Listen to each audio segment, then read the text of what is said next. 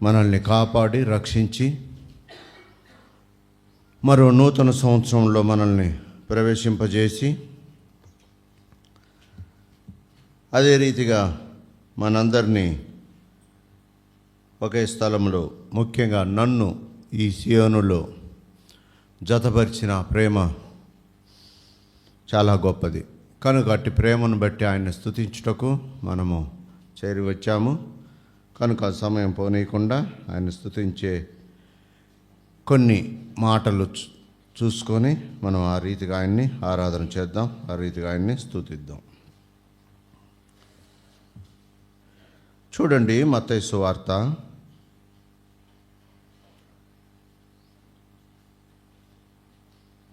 26వ అధ్యాయం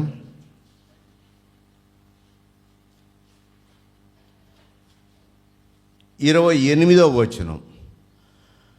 మత్తయి సువార్త 26వ అధ్యాయం 28వ వచనం. దయచేసి అందరం కలిసి చదువుకుందాం. ఇది నా రక్తము, అనగా పాప క్షమాపణ నిమిత్తము అనేకుల కొరకు చిందించబడుచున్న నిబంధన రక్తము. చూడండి, మార్కు సువార్త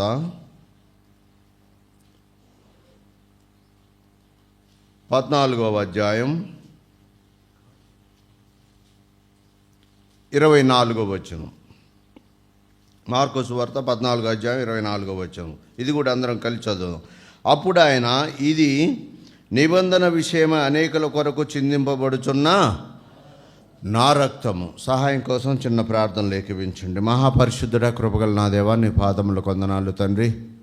ఈ ఉదయకాల సమయంలో తండ్రి, మరి మమ్మల్ని సజీవు లెక్కలో ఉంచి తండ్రి, నీ ఇంటికి వెళ్ళాలి, నిన్ను ఆరాధించాలి అని ఆతురత ఆరాటం నాలో మాలో ఉంచి ప్రభునైనా క్షేమకరంగా సరైన సమయంలో తండ్రి మమ్మల్ని సియోనుకు నడిపించి నిన్ను ఆరాధించుటకు సిద్ధ మనసు కలిగిన వారమై మౌనముగా భక్తితో ప్రభునైనా నీ ఇంటిలో కూర్చొని నీ మాటలు విని ఆ రీతిగా నిన్ను ఆరాధించే గుంపులో నన్ను గురించి నీ ప్రేమను బట్టి వందనాలు. లోక సంబంధమైన పనులు తండ్రి, మాకు ఉపయోగపడే, నాకు ఉపయోగపడే పనులు ఎన్నో ఉన్నప్పటికీ వాటన్నిటిని వదులుకొని పరలోక సంబంధమైన పని, నీకు నాకు సంబంధించిన పని అని భావించి ప్రభునాయన మేము రావడం జరిగింది. నీ సన్నిధిని తోడుగా ఉంచారు. నిలబడుతున్న నేను బలహీనుండి ప్రభునాయన నన్ను బలపరిచి నీ పనికై నీ తోటలో నన్ను వాడుకోమని యేసునామమున అడిగి వేడుకొంచున్నాం తండ్రి, ఆమెన్. చూడండి, మొదటి భాగం ఒకసారి చదవండి. మత్తయి సువార్త 26వ అధ్యాయం చదవండి, 28వ వచనం. అనేకుల కొరకు చిందింపబడుచున్న నిబంధన రక్తము. మార్కు సువార్త 14:24. అప్పుడు ఆయన, ఇది నిబంధన విషయమై అనేకుల కొరకు చిందింపబడుచున్న నా రక్తము. ఈ రెండు భాగాల్లో కూడా ఏమని ఉంది? రక్తము ఏమవుతుంది? చిందించబడుతుంది, వెదజల్లబడుతుంది. రక్తము చిందించబడుతుంది. ఇలాంటి భాగాలు నాకు ఎక్కువగా ఇష్టమైనది బైబిల్లో ఏమిటి అంటే యేసుక్రీస్తు హింసే. యేసుక్రీస్తుని కొరడాలతో కొట్టడమే, యేసుక్రీస్తుని శీలలు కొట్టడమే, ముళ్ళ కిరీటం పెట్టడమే, యేసుక్రీస్తు మీద ముఖం మీద ఉమి వేయటమే. యేసుక్రీస్తుకి ఆ భయంకరమైన సిచ్యువేషన్ తలుసుకుంటే నాకు ఇంకొద్దిగా ధ్యానించాలి అనిపిస్తుంది. ఎందుకంటే ఆ సీను, ఆ సందర్భము నేను లైవ్లో చూస్తున్నట్టుగానే నేను భావించుకొని దాంట్లో ఇన్వాల్వ్ అయిపోయి నేను దాన్ని ధ్యానించటం జరుగుతుంది. ఎందుకు అది నాకు ఇష్టం. నేను హింసకుండని కాదు, నేను ఒకప్పుడు అట్ట చేసిందని కాదు. ఎందుకు? ఆయన అట్ట చెయ్యకపోతే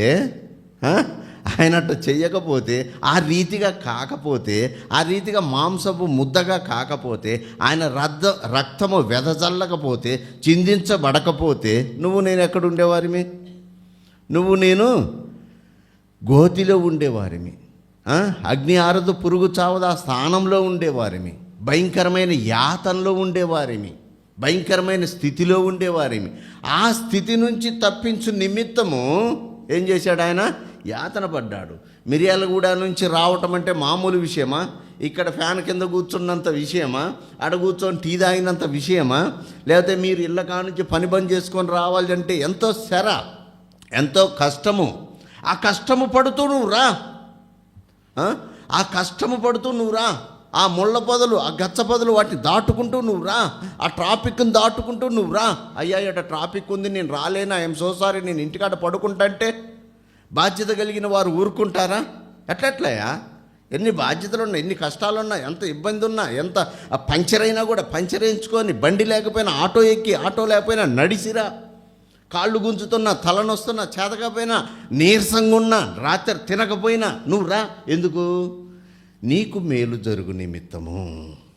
ఏమిటా మేలు? దేవుని ఇంటికి వస్తే నీకు మేలు జరుగుతుంది, నాకు కాదు, ఇక్కడున్న బాధ్యత కలిగిన సహోదరులకు కాదు. నీకు మేలు జరుగు నిమిత్తం ఎంత కష్టమైనా అనుభవించుకుంటూ నువ్వు రా. యేసుక్రీస్తు కూడా ఘోరమైన శిలువ భారాన్ని మోస్తుంటే ఎవరికి సంతోషము? నీకు నాకు సంతోషము, నీకు నాకు ఆనందము. గుడ్ ఫ్రైడే అనేది ఏమిటి? మంచి శుక్రవారం. దాని పేరు మంచి శుక్రవారం పెట్టాం కదా. అసలు గుడ్ ఫ్రైడే రోజు ఏం జరిగింది? గుడ్ ఫ్రైడే రోజు ఏం జరిగింది? ఈ కార్యమే జరిగింది. రక్తము చిందించే కార్యమే జరిగింది. ఆయన అవమానమే జరిగింది. ఆయన్ని మాంసమూతగా తయారు చేయటమే జరిగింది. ఆయన్ని పిడిగుద్దులు గుద్దటమే జరిగింది. అదే జరిగింది కాబట్టి ఆ రోజున ఏమన్నాం మనం? మంచి రోజు. మంచి రోజు. ఎందుకు మంచి రోజు? మనకి మంచి జరిగింది కాబట్టి, నాకు మంచి జరిగింది కాబట్టి. ఇప్పుడు ఆ మంచి, ఆ రక్తము చిందించటము చదివారు కదా. 14వ అధ్యాయం 24వ వచనం మార్కు సువార్త అండ్ మత్తయి సువార్తలో. అప్పుడు ఆయన, ఇది నిబంధన విషయమై అనేకుల కొరకు చిందించబడుచున్న నా రక్తము. ఎవరి కోసం చిందించబడుతుంది? ఎవరి కోసం చిందించబడుతుందంటే ఈ రక్తము మన కోసమే. చూడండి లూకా సువార్త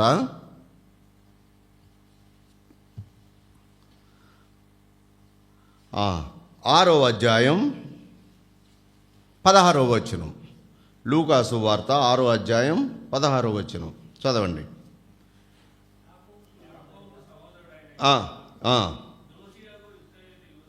చాలు. ద్రోహి అగు ఇస్కరియోతు యూదా. ఎవరి కోసం చిందించబడిందంట? ద్రోహుల కోసము. ఎవరి కోసము? దుర్మార్గుల కోసము. ఎవరి కోసము? దుష్టుల కోసము. ఈ మూడు కలిపితే ఎవరి కోసము? పాపుల కోసము. దానికి ప్రధానుడు ఎవరు గురించి చెప్పుకుంటాము?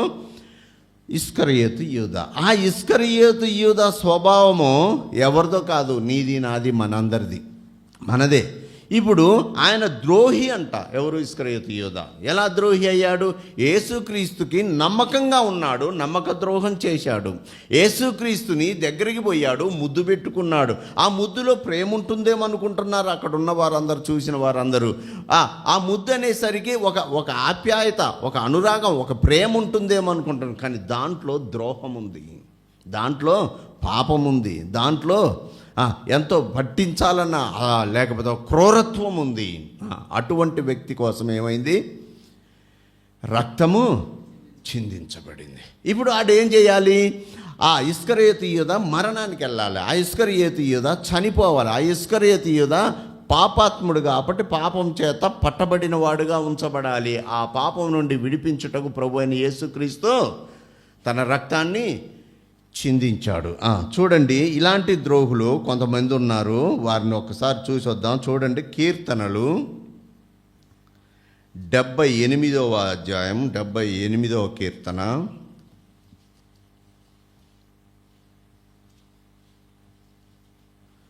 32వ వచనం.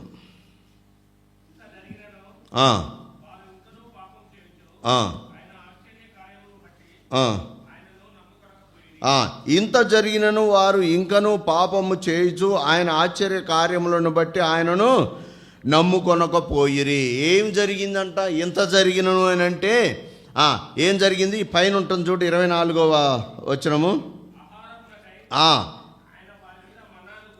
ఆహారము కొరకై వారి మీద మన్నాను కురిపించాడు,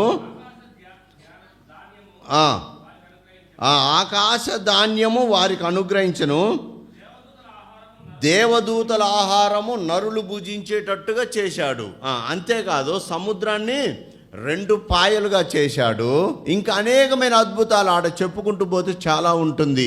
ఇంత జరిగినా కూడా వారు ఎటువంటి వారిగా ఉన్నారు? ద్రోహులుగా ఉన్నారు. ద్రోహులుగా ఉన్నారు, నమ్మక ద్రోహులుగా ఉన్నారు, నమ్మకస్తులుగా లేకుండా ఉన్నారు. ఆ ద్రోహమే ఏమైంది? పాపముగా మార్చబడింది. ఆ పాపము ద్వారా వారికి ఏమొచ్చింది? మరణం వచ్చింది. ఆ మరణం నుండి ఈ ద్రోహుల్ని తప్పించు నిమిత్తము ప్రభు అయిన యేసుక్రీస్తు ఏం చేశాడు? రక్తము. ఇంకంతే, ఈజీ, అర్థమైపోయిందిగా ఆరాధన. ఇంకంతే ఆరాధన. ఈ 2 భాగాలు గుర్తుంచుకుంటే చాలు, ఆరాధన చేయొచ్చు.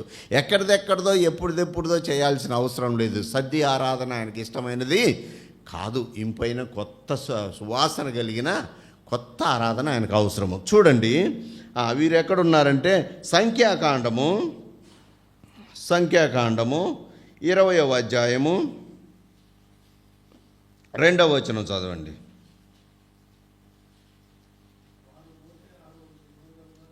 సంఖ్యాకాండము 20వ అధ్యాయం 2వ వచనం.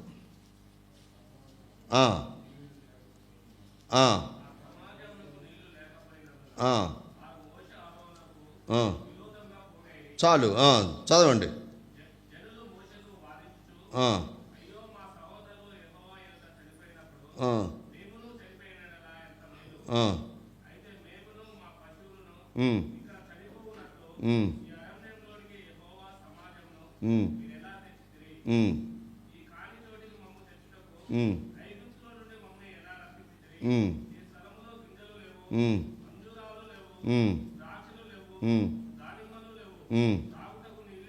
చాలు. చూడండి, ఇక్కడ ఒక జనాంగం ఉంది. ఈ జనాంగం కోసం దేవుడు ఏం చేశాడు?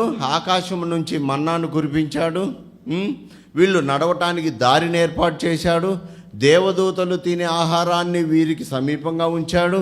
అనేకమైన పక్షులు వీళ్ళ నివాస స్థలంలో వాలేటట్టుగా చేశాడు. ఇంత మేలు చేసినా కూడా వీరేం చేస్తున్నారు?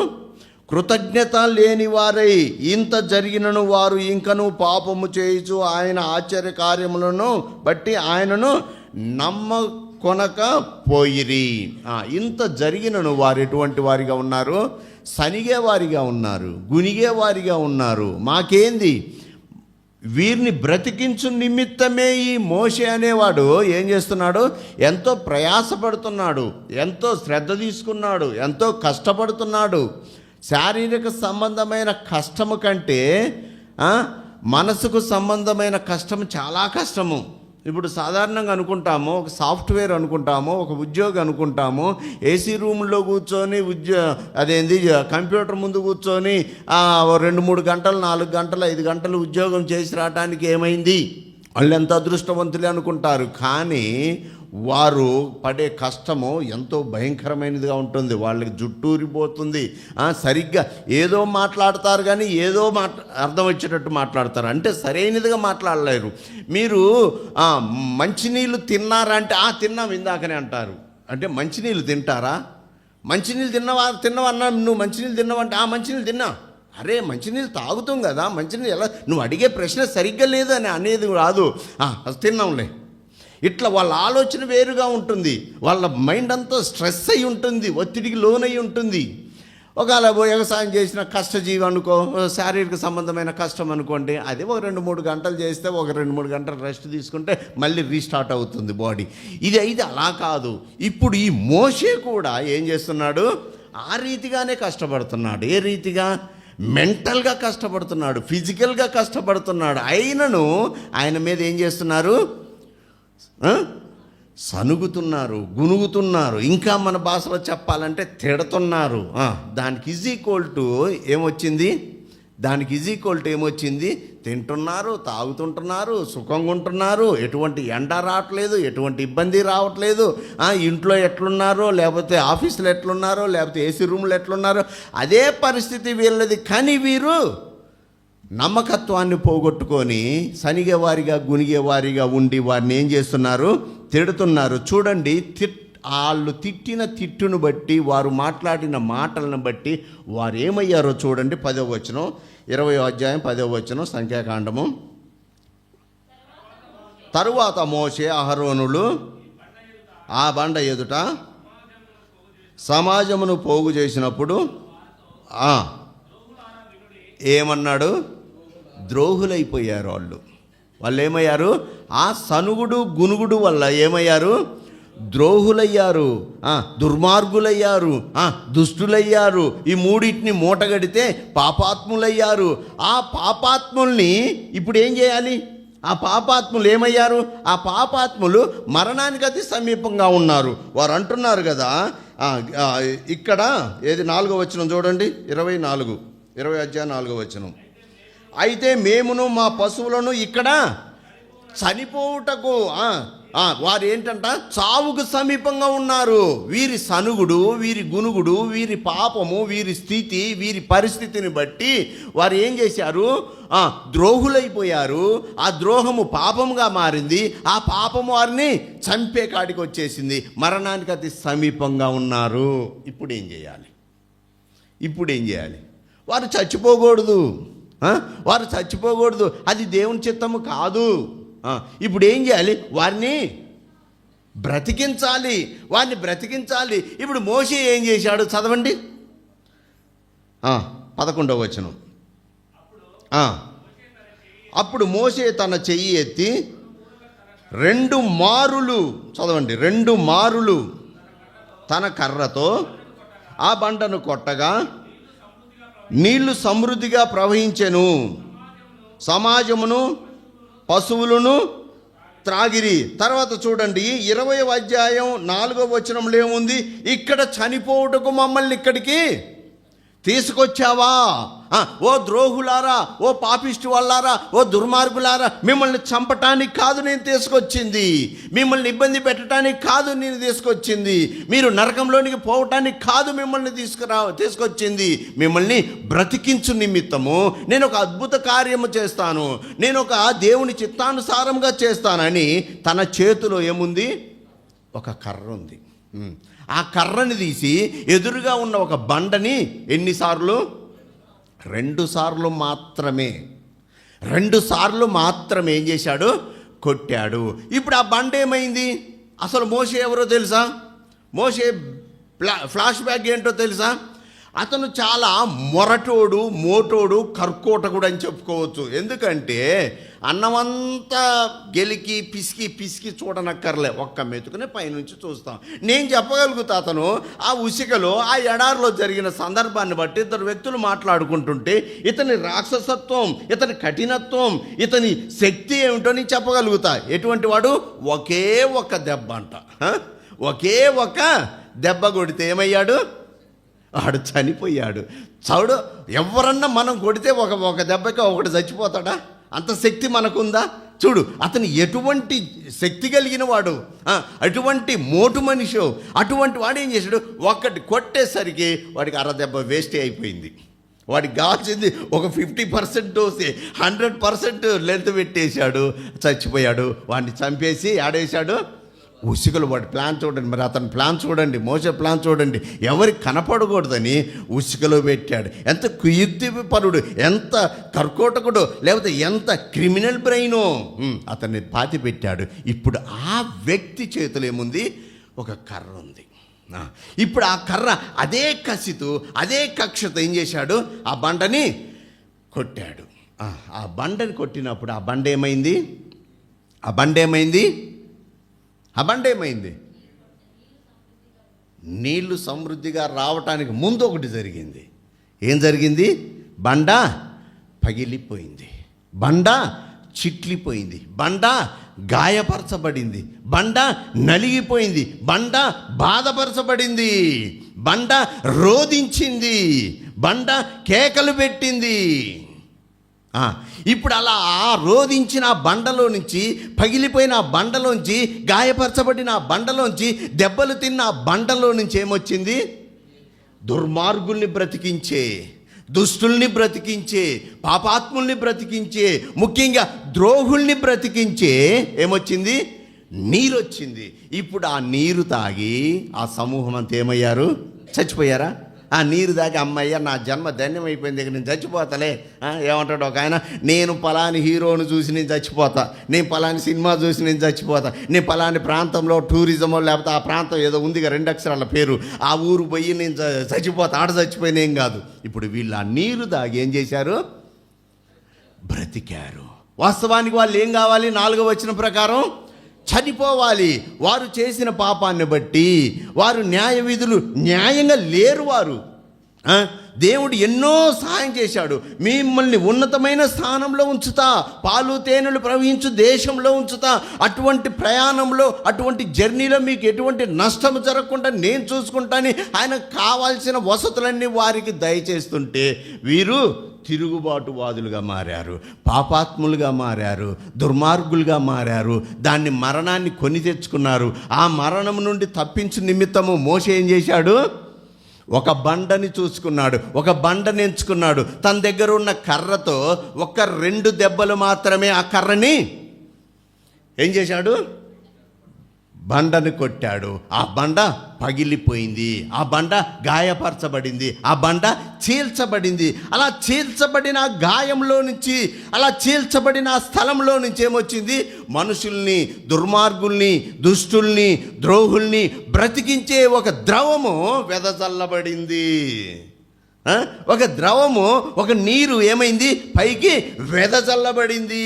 ఆ నీరు ఈ ద్రోహుల మీద పడి, ఆ నీరు ఈ ద్రోహులకి సమీపంగా వచ్చి ద్రోహులు బ్రతకటానికి కారణమైంది. చూశారు కదా? ఇప్పుడు మోషే కర్రలో లేదు శక్తి, లేకపోతే మహిమ, లేకపోతే ప్రభావం, లేకపోతే గొప్పతనం. ఎక్కడుంది? బండలో ఉంది. బండలో ఉంది. సొలొమోను కన్నా గొప్పవాడు ఎక్కడ? ఇక్కడున్నాడు.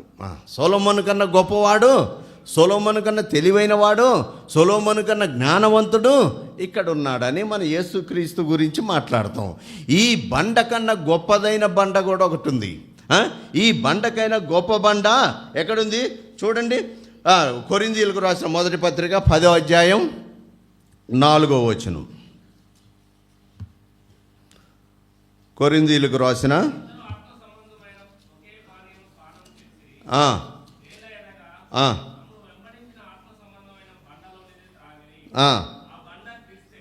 ఆ బండ ఎవరంట? ఆ పగలగొట్టబడిన బండ ఎవరంట? క్రీస్తు. ఆ చీల్చబడిన బండ ఎవరంట? ఇప్పుడు ఇక్కడ కొరింథీయులకు రాసిన పత్రికలో ఉంచబడిన బండ ఎవరి కోసము? ఎవరి కోసము? నీ నా దుర్మార్గతను బట్టి, నీ నా ద్రోహాన్ని బట్టి, ద్రోహులైన వారిని బ్రతికించుటకు మోషే ఏం చేశాడు? ఒక కర్ర తీసుకొని ఎన్నిసార్లు? 2 మారులు మాత్రమే ఆ బండను కొట్టాడు. అంతే కదా? 2 మారులు మాత్రమే ఆ బండను కొట్టాడు. ఆ బండ పగిలిపోయింది. దాంట్లో నుంచి నీరు స్రవించింది. ఆ నీరు ఈ ద్రోహుల మీద పడింది. ఈ ద్రోహులు దాన్ని ఉపయోగించుకున్నారు, బాగుపడ్డారు, మళ్ళీ పోవాల్సిన చోటికి పోయారు. ఇప్పుడు ఆ నీరు రాకపోతే వారు చచ్చిపోయేవారే, వారు గోతికి పోయేవారే. ఇప్పుడు మన కోసం ఉంచబడిన కొరింథీయులకు రాసిన పత్రికల్లో ఉంచబడింది ఒక బండ. ఈ బండ ఇంకా శ్రేష్టమైనదన్నమాట. ఆ బండ కన్నా ఇంకా శ్రేష్టమైనది. ఆ బండ ఎన్ని దెబ్బలు తిన్నదండి? 2 దెబ్బలు. మరి ఈ బండ ఎన్ని దెబ్బలు? ఒకనొక సందర్భంలో మన టీం నుంచే ఒక సువార్తలో ఒక ప్రోగ్రాంలో ఉన్న ఒక చోట మన సహోదరులే ఎవరో చెబుతున్నారు. సరే, సువార్త అంటే నేను కూడా తరిపీది కావాలి కాబట్టి సరే ఆ దగ్గరికి పోయి చెవు ఇట్లా ఆలకించటం నాకు కొద్దిగా అలవాటు అనమాట. ఎవరేం చెబుతున్నారో విని దాన్ని బట్టి మనం ముందుకు వెళ్ళొచ్చు, బలపడవచ్చు అని. ఆ బ్రదరు చెబుతున్నారు, యేసుక్రీస్తు పొందిన పంచగాయములు, యేసుక్రీస్తు మన కొరకు పంచగాయములు. మంచిదే. యేసుక్రీస్తు పంచగాయాలేనా? యేసుక్రీస్తు 5 గాయాలేనా? యేసుక్రీస్తుకు తగిలింది 5 గాయాలేనా? 80 లెక్క పెట్టిండా? సరే, లెక్క పెడితే వెనక అంచనా ప్రకారం 5 అంటే ఏమిటి? ఒకటి ఈ చేతిలో ఒకటి, ఈ చేతిలో ఒకటి, కాళ్ళలో ఒకటి, ఈ డొక్కలో ఒకటి, తల కిరీటం ఒకటి. వీటిని లెక్కేసుకొని ఆ ఫోటోలు చూసి పంచగాయాలు అంటారు. పంచగాయాలు కాదు. 2 గాయాలు కాదు, మరి 200 కాదు, 2000 కాదు, 2,00,000 కాదు, ఎన్నో గాయాలు, స్వేదరంధ్రాల కన్నా ఎక్కువ గాయాలు, ఎంట్రుకల కన్నా ఎక్కువ గాయాలు, అటువంటి గాయాలు పొందినవాడు ఎవరు? మన కోసం ఏర్పాటు చేయబడిన ప్రభు అయిన యేసుక్రీస్తు అనే బండ. నిలువెల్ల గాయాలు, శరీరం అంతా గాయాలు, పైనుంచి కింద దాకా మొత్తము గాయాలే. పంచగాయాలు కాదు, 2 గాయాలు కాదు. చూడండి, ఆ బండ కన్నా గొప్పదైన బండ ఎవరి కోసం? నీ కోసం, నా కోసం ఉంచబడిన బండ. ఆయనే ప్రభు అయిన యేసుక్రీస్తు. చూడండి, ఈ ద్రోహి ఏం చేశాడు? మత్తయి సువార్త 27వ అధ్యాయం 26వ వచనం. మత్తయి సువార్త 27వ అధ్యాయం. అప్పుడు అతడు వారు కోరినట్టు బరబ్బాను వారికి విడుదల చేసి యేసును కొరడాలతో కొట్టించి, వేటితోంట? కొరడాలతో. కర్ర గొప్పదా, కొరడా గొప్పదా? కర్ర గాయము ఘాటుకుంటుందా, కొరడా ఘాటుకుంటుందా? కొరడాదే. ఇంకా ఆ కొరడా కంట గాలాలు లాంటి ఆకారాలు ఉన్న చివర్లో అలా లింకులు కూడా ఉంటాయంట, అలా వంకర తిరిగి ఉంటాయంట. యేసుక్రీస్తు శరీరం మీద ఇలా బలవంతుడు, ఆ మోషే కన్నా బలవంతుడు ఇలా కొట్టినప్పుడు అవి ఇలా శరీరంలో ఇరుక్కున్నప్పుడు గట్టిగా గుంజితే మాంసంతో సహా చీల్చుకొని వచ్చేదంట. ఆ చీల్చబడిన ఆ శరీరంలో నుంచి, అలా గాయపరచబడిన ఆ శరీరంలోంచి ఏమొచ్చింది? ఈసారి నీరు రాలేదు. ఏమొచ్చింది? రక్తం వచ్చింది. అందుకే ఆయన అంటున్నాడు, మొదట్లో చదువుకున్న మత్తయి సువార్త 26వ అధ్యాయం 28వ వచనం చదవండి. ఏళ్ళన్న పెట్టండి, చిన్న చిన్న క్యాలెండర్లు అన్న పెట్టుకుంటే మంచిది. చెప్పండి. మత్తయి అనగా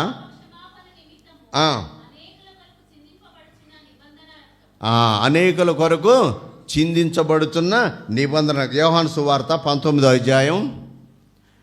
యోహాను సువార్త 19వ అధ్యాయం 34వ వచనం. చివరిగా చూడండి, యోహాను సువార్త 19వ అధ్యాయం 34వ వచనం. సైనికులలో ఒకడు ఒక బండను చూసుకున్నాడు, తన దగ్గర ఒక ఈటె ఉంచబడింది. ఆ బండ ప్రభు అయిన యేసుక్రీస్తు. ఆయన ఒక బండ మీద వేలాడబడుతున్నాడు. ఈటెతో ఆయన ప్రక్కను పొడిచెను. వెంటనే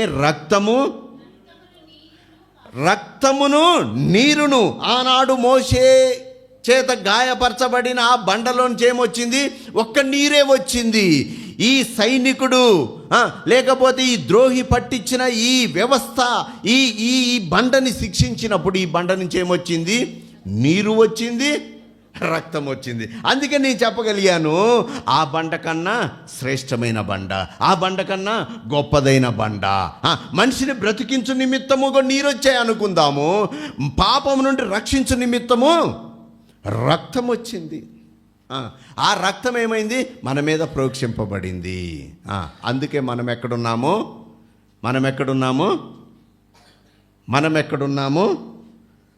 క్రీస్తు అనే బండ మీద ఉన్నాము. అది ఉంటుంది, అది ఇప్పుడు మనకు అనవసరం.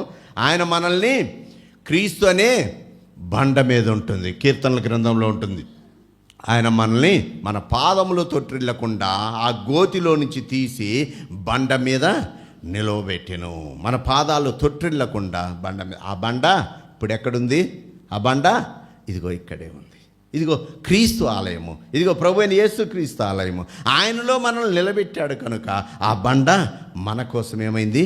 చీల్చబడింది, రక్తము కార్చబడింది, దెబ్బలు తిన్నది. దేంతో? కర్రతో కాదు. దేంతో?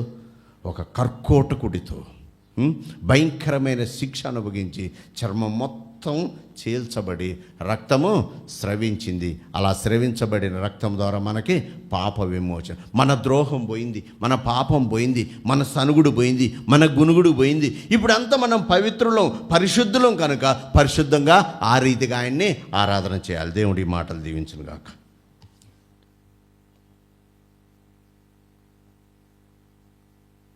దయచేసి మోకరించండి.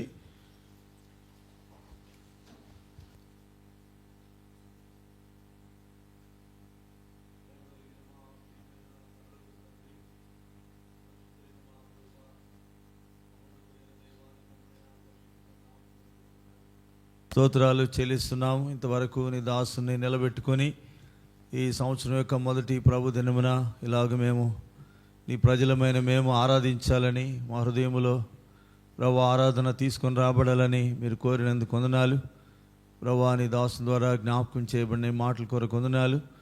ప్రభు మరి మోషే చేతిలో కొట్టబడిన ప్రభు యొక్క బండ ఎలాగూ నీళ్లను జీవజలాన్ని ఇచ్చిందో, మా కొరకు ప్రభు సిలువలో కొట్టబడిన ఆత్మ సంబంధమైన బండగా మీరున్నారని, మా కొరకు మీ రక్తమును నీ నీటిని కార్చి ప్రభు మా పాపమునకు క్షమాపణ కలిగించినారు. ద్రోహులుగా, దుష్టులుగా, దుర్మార్గులుగా, అపవిత్రులుగా, పాడైపోయిన వారముగా, నిత్యనాశనానికి పాత్రులుగా ఆ యోధా వలె ప్రభు ఆనాడు ఇశ్రాయేల్ ప్రజల వలె ఎన్ని మేలు చేసినా మర్చిపోయిన ద్రోహుల వలె మేము ఉన్నప్పుడు ప్రభా జ్ఞాపకం చేసుకొని క్షమాపణ కొరకై మీ రక్తమంతయు సిలువలో కార్చినారు.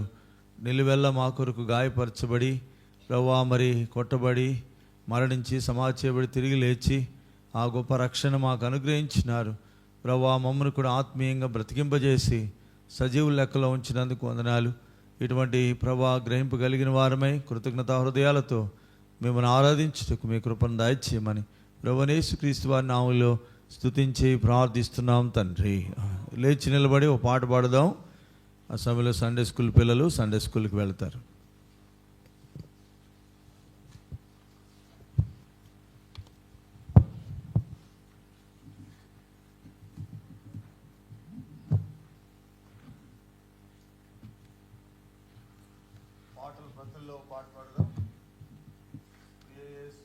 యేసు దేహములో అనే పాట ఒకటి మనకు పరిచయమైన పాట. ఈ పాటల ప్రతులు గతంలో మీకు ఇవ్వబడ్డాయి. ఆ పాటల ప్రతుల్లో నుండి 10వ పాట పాడుతాం. పాట పాడే సమయంలో సండే స్కూల్ పిల్లలు సండే స్కూల్కి వెళ్తాం. రండి.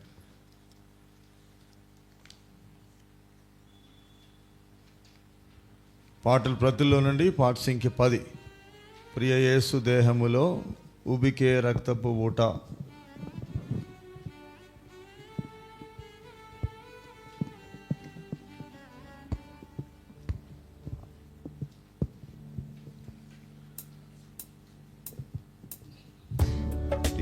యేసు దేహములో ఉబికే రక్తపూట ప్రవహించే ఏరులై కలుషంబులను కడుగా, ప్రవహించే ఏరులై లను కడుగా. యేసు దేహములో ఉబికే రక్తపూట ప్రవహించే ఏరులై కలుషంబులను కడుగా, ప్రవహించే ఏరులై కలుషంబులను కడుగా. కొరడాలదే బలచే దేహము చారలై చిలగా, కొరడాలదే బలచే దేహము చారలై చిలగా. సుందరుండు వికారుండ